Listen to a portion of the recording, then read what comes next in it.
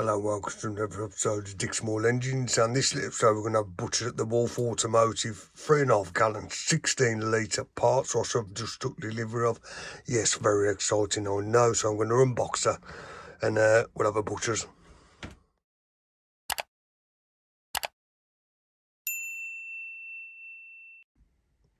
So I should have the box now.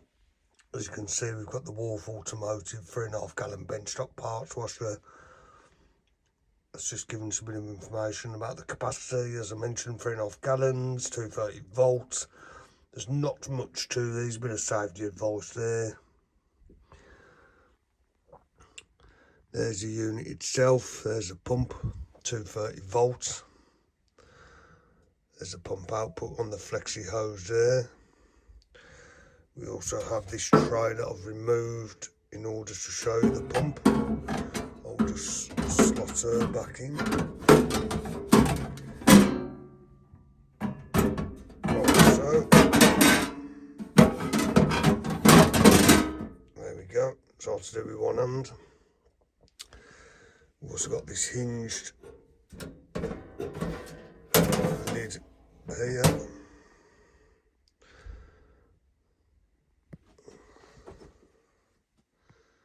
So it's a decent little unit. I'll get it rigged up.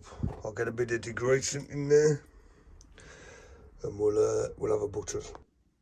We also have, which I didn't mention, this manual. Got the technical specs there. We'll draw your attention to page 9, as I've already had a butcher's at this. Do not use with let's just focus. Hydrocarbons such as petrol carbon, tetrachloride, that was hard to say after a couple of sherbets, tetrachlorine, definitely hard to say after a few sherbets, dry cleaning solvent in brackets, and various other substances, so be mindful of that. I'm not going to read all that and bore you with that, but just be mindful of that. But there is your manual here, so have a butcher's through that, as I have, to familiarise yourself with it before you start using the unit. So we've got the parts tray now filled just to below the level of where the tray sits. What I've done is put my trusty friend Mr. Gunk, the engine degreasant, in there, best on the market in my opinion. Others may disagree, but in my opinion it is. Water that down with approximately 6-7 litres of water, half a litre maybe of engine degreasant. So we're all set up, ready to go, and let's see how she gets on. Right, I've got my gloves on.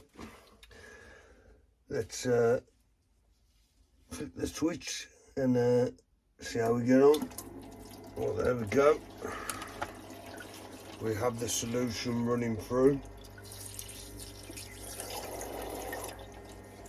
Got myself a toothbrush. I am going to wear gloves. I very rarely wear gloves,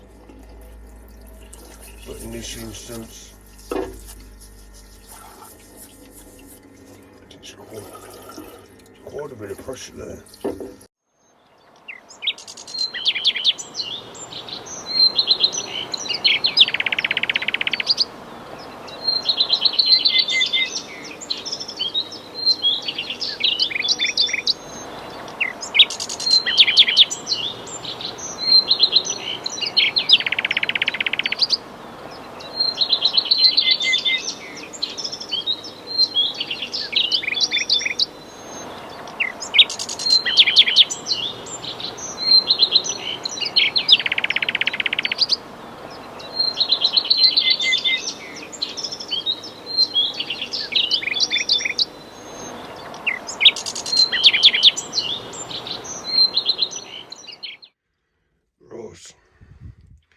So this is going to do a bit of injustice, granted, a bit unfair, given its first run out that it's had this engine off, stripped down, ready for a rebuild. But here's a cam.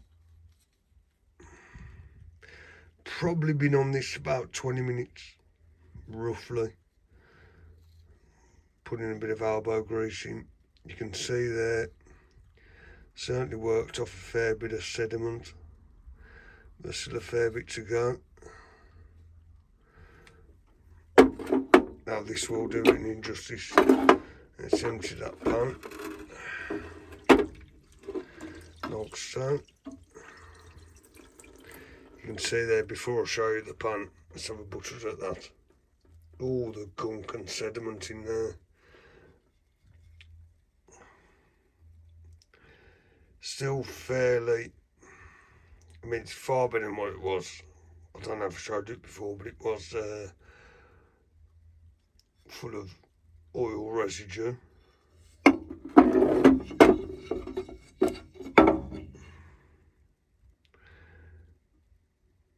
Granted, needs a lot more work, a lot more graft, a lot more elbow grease, but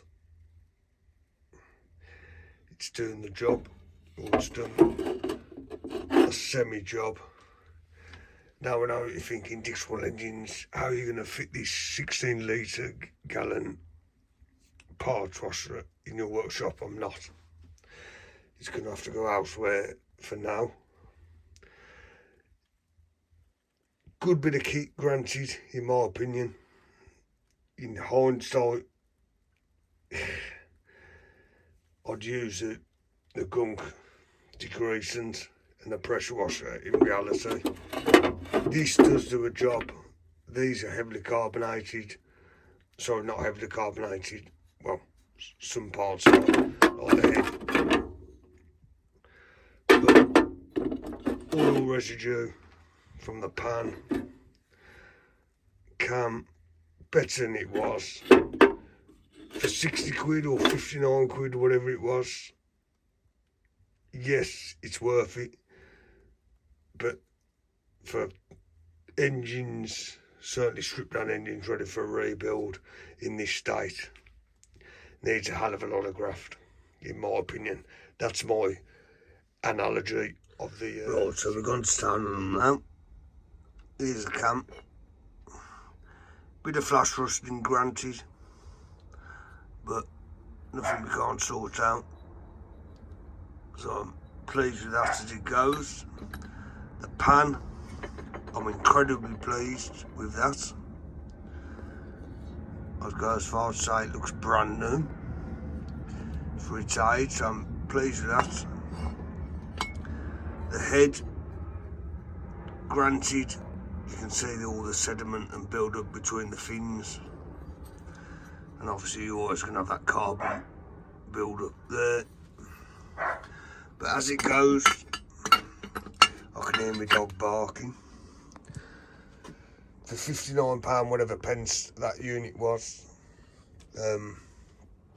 very happy with the outcome.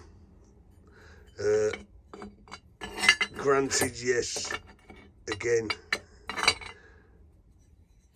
in an ideal world, they'd be sandblasted and gone to town on, but we haven't got that luxury in the DSC HQ at the minute. Until the next one, take care, ta-ra for now.